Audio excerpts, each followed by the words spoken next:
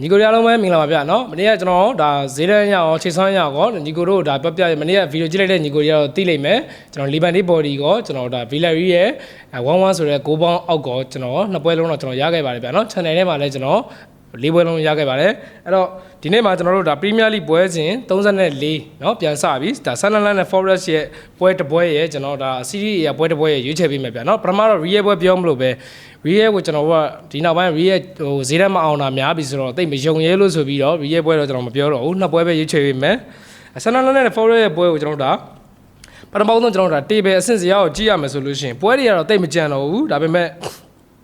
ဒါကျွန်တော်ဒါ Sunderland ကအဆင့်7မှာရှိတယ် Forest ကအဆင့်16မှာရှိတယ်ဗျာနော်ဟို Sunderland ထက်စားလို့ရှိရင် Forest ကပို့ပြီးတော့ဖိအားများတယ် Sunderland ကကျွန်တော်တို့ဖိအားကင်းတယ်ဘာလို့လဲဆိုတော့သူဘလိုကန်ကန်တန်းစင်းစုံလေးကိုမရောက်တော့ဘူးကျွန်တော်တို့ဒါဟိုဘယ်လိုပြောရမလဲအေးစစ်စစ်ကန်လို့ရတယ်တရေတစ်မှတ်ရရင်တော့အေးစင်းနေလို့ရတဲ့အနေထားမျိုးဖြစ်တယ်အဲ့တော့ Sunderland ကဖိအားမရှိတော့ဘူး Forest ကတော့ကျွန်တော်ဖိအားရှိသေးရဲ့ဗျာနော်ဒါနောက်ပွဲတောက်လျှောက်ရှုံးမှဆိုလို့ရှိရင်အခက်မသိတန်းစင်းစုံလေးကိုရောက်သွားနိုင်တယ်စပါးကပြန်ကောင်းလာမယ်ဆိုရင်ပေါ့နော်အဲ့တော့ဟိုစပါးနဲ့ဘယ်လောက်ကွာလဲဆိုတော့ကျွန်တော်ဒါ9မှတ်ပဲကွာတယ်ဗျာအဲ့တော့ Forest အနေနဲ့ဒီနေ့ပွဲမှာမနိုင်မဖြစ်အနိုင်ကန်မဲ့အနေထားမျိုးဖြစ်တယ်အဟတ်တူဟာရကြည့်မယ်ဆိုလို့ရှိရင်ကျွန်တော်တို့ဒါ Premier League မှာတွေ့ဆုံခဲ့တဲ့တပွဲပဲရှိရဗျာနော်ဒါကျွန်တော်အရင်တော့ Championship မှာတွေ့ဆုံခဲ့တဲ့ဟာရောကျွန်တော်ထည့်မပြောတော့ဘူး Premier League မှာတွေ့ဆုံခဲ့တဲ့ပွဲကကျွန်တော်2025တော့တွေ့ဆုံခဲ့တာဒါ Forest အိမ်ကွင်းမှာ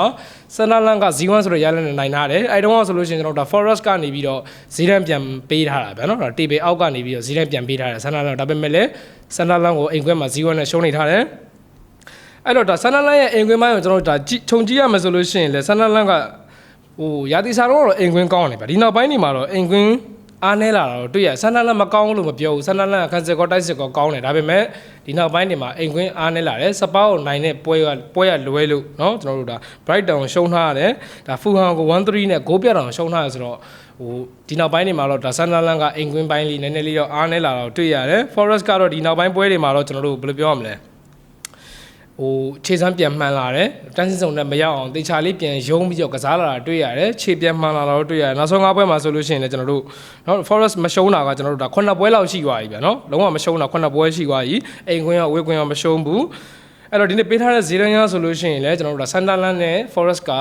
Sunderland အပေါ်မှာရှိရယ် Forest ကတန်းစင်းစုံနားမှာဆိုတော့တဲကြီးဖွင့်ထားတယ်ဆိုတော့ဒါ Forest ကနေပြီးတော့ဒါဟိုဒက်တရီကြီးပြန်ပေးတဲ့သဘောပဲဗျာเนาะအဲ့တော့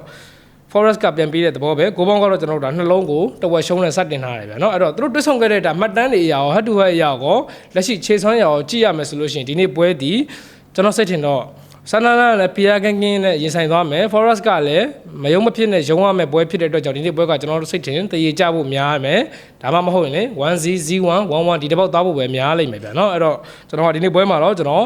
body ရှောင်းနဲ့ကျွန်တော်ကိုပေါင်းအောက်ကိုကျွန်တော်ကြိုက်တယ် body ရပပလေးစော့ကျင်တယ်ဆိုလို့ရှိရင်တော့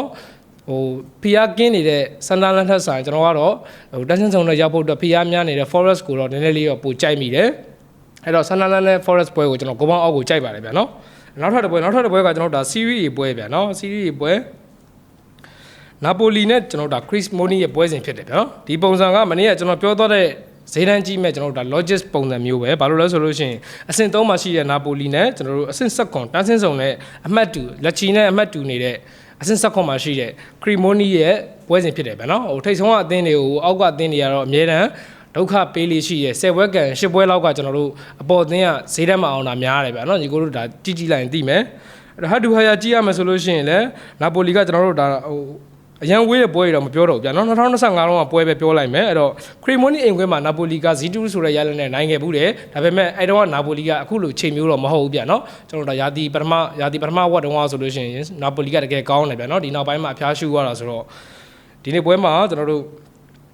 ့ဟို Napoli နေနဲ့ကျွန်တော်တို့နိုင်တာတော့နိုင်ကောင်းနိုင်လိမ့်မယ်တေချာပေါက်နိုင်လဲနိုင်လိမ့်မယ်ဒါပေမဲ့လည်းဈေးတန်းအောင်ဖို့ကတော့မလွယ်ဘူးလို့ကျွန်တော်မြင်တယ်အဲ့တော့ Napoli ရဲ့လက်ရှိအိမ်ခွဲပိုင်းဆွမ်းဆောင်ရည်ရောနောက်ဆုံး5ပွဲရအောင်ကျွန်တော်ကြည့်ရမယ်ဆိုရင် Napoli ကတော့ဒီနောက်ပိုင်းနေမှာတော့ကောင်းတယ်ဒါပေမဲ့ Lazio ကိုတော့ကျွန်တော်တို့ဒါနောက်ဆုံးပွဲမှာဒါ 0-2 ဆိုတဲ့ရလနဲ့ရှုံးနေထားတယ်အဲ့တော့ဒီနေ့ပွဲက Napoli ကနိုင်ကြီးတော့များတယ်ဗျ Cremoni ဘက်ကိုကျွန်တော်သွားကြည့်ရမယ်ဆိုလို့ရှိရင်လည်း Cremoni ကเนาะကျွန်တော်တို့ဒါဒီနောက်ပိုင်းနေမှာတော့ဒါရှုံးပွဲများတယ် Fiorentina ကိုလည်းအင်ကွင်းမှာရှုံးတယ် Lecce ကိုလည်းရှုံးထားတယ်ရှုံးပွဲများတယ်ဟိုဘယ်လိုပြောရမလဲဟို ခရီမိုနီပေးရမှာလဲကျွန်တော်တို့ကခက်လန့်လန့်နာပိုလီပေးရမှာလဲခက်လန့်လန့်အဲ့လိုပုံစံမျိုးဖြစ်နေဗျာနော်နာပိုလီကလည်းနှလုံးပြတ်ဖို့အတွက်ကလက်ရှိခြေစွမ်းရဆိုလို့ရှိရင်မလွယ်သလိုခရီမိုနီကလည်းသူ့ရဲ့ရလက်ကိုကြည့်ပြီးတော့ကျွန်တော်နာပိုလီကိုဘတ်ပြန်ကန်ရဲဖို့ကလည်းမဝင်မရဲဖြစ်နေတဲ့အတွက်ကြောင့်ညီကိုတို့ဒါ body ကိုတော့ကျွန်တော်ရှောင်တယ်ကိုပေါင်းကတော့ကျွန်တော်တို့ဒါဒီနေ့ဈေးတောင်းကျွန်တော်ပြောလိုက်မယ်နော်နာပိုလီကကျွန်တော်တို့ဒါတစ်လုံးကို level 80ရှုံး sorry တစ်လုံးကိုကျွန်တော်ပြား80ရှုံးပေးထားတယ်ကိုပေါင်းကတော့ကျွန်တော်တို့ဒါနှလုံးအပြည့်ရှုံးပုံစံမျိုးနဲ့ဖွင့်ထားရတယ်ဗျာနော်အဲ့တော့ body တော့ကျွန်တော်ရှောင်နေဗျာနော်ကိုပေါင်းကတော့နှလုံးအပြည့်ရှုံးဆိုတော့ဒီနေ့ပွဲမှာ creamoni ကအတင်းကြီးနဲ့တွေ့လို့ရှိရင်ကျွန်တော်တို့ဒါအတင်းတော်တော်များများကိုကျွန်တော်တို့ဒါခန်းစစ်ပိတ်ဆော့တဲ့ပုံစံမျိုးနဲ့သွားတာများတယ်ဒီနေ့ပွဲမှာ creamoni တော့ကတေးတစ်မှတ်လောက်ရရင်တော့မှဒါဂျေနက်ဆရာတော့ဖြစ်တယ်ဗျာနော်အဲ့တော့နာပိုလီကလည်းအပေါ်ကအတင်းတွေကိုလိုက်နေရတာဆိုတော့ဒီနေ့ပွဲမှာနာပိုလီနိုင်ဖို့များပါတယ်ဒါပေမဲ့လည်းကျွန်တော်စစ်တင်ဈေးတန်းအောင်အောင်မှကျွန်တော်ကြည့်ရမှာเนาะကျွန်တော်ကတော့ဒီနေ့ပွဲမှာတော့ body မရွေးတော့ဘူးเนาะကျွန်တော်ဒါဂိုးပေါင်းမဲ့ကျွန်တော်ခံမှန်းပြီးတော့မယ်နာပိုလီဒီနေ့ပွဲမှာကျွန်တော်စိတ်ထင်တော့ကတ်နိုင်သွားဖို့ပဲများတယ်ကတ်မနိုင်ဘူးဆိုလို့ရှိရင်တော့မှခရီမိုနီကဂိုးပြန်ရနိုင်ကြီးနဲတယ်ဗျာเนาะတကယ်လို့နိုင်မယ်ဆိုလို့ရှိရင်နာပိုလီ2စီးတစ်ပေါက်လောက်ပဲသွားမယ်လို့ထင်တယ်ဗျာเนาะအဲ့တော့ကျွန်တော်နာပိုလီပွဲကိုလည်းကျွန်တော်ဂိုးပေါင်းအောက်ပဲထက်ကြိုက်ပါတယ်ဗျာเนาะအဲ့တော့ဒီနေ့ကျွန်တော်နှစ်ပွဲရွေးချယ်ပေးခဲ့တယ်ကျွန်တော်တဆန်းလန်းနဲ့ဆန်းလန်းပွဲကိုတော့ကျွန်တော်ဒါဂိုးပေါင်းအောက်ကိုကြိုက်တယ်ဟို body နည်းနည်းလေးပပလေးကာကျင်တဲ့ညီကိုတွေကတော့ forward body ပပလေးတော့ကာစီကျင်တယ်ဗျာနော်နောက်ထပ်တစ်ပွဲကနာပိုလီကတော့ကျွန်တော်နာပိုလီပွဲကိုလည်းကျွန်တော်ဂိုးပေါင်းအောက်ကိုပဲကြိုက်ပါတယ်ဗျာနော်အားလုံးကိုလက်ပါအဆင်ပြေပါသေး channel ပွဲတွေတော့ကျွန်တော်ဒါ channel ထဲမှာပဲတင်ပေးပါမယ်ဝါသနာပါတဲ့ညီကိုတွေကလာရောက်လေးလာပါအောင်လို့ဖိတ်ခေါ်ပါတယ်ဗျာနော်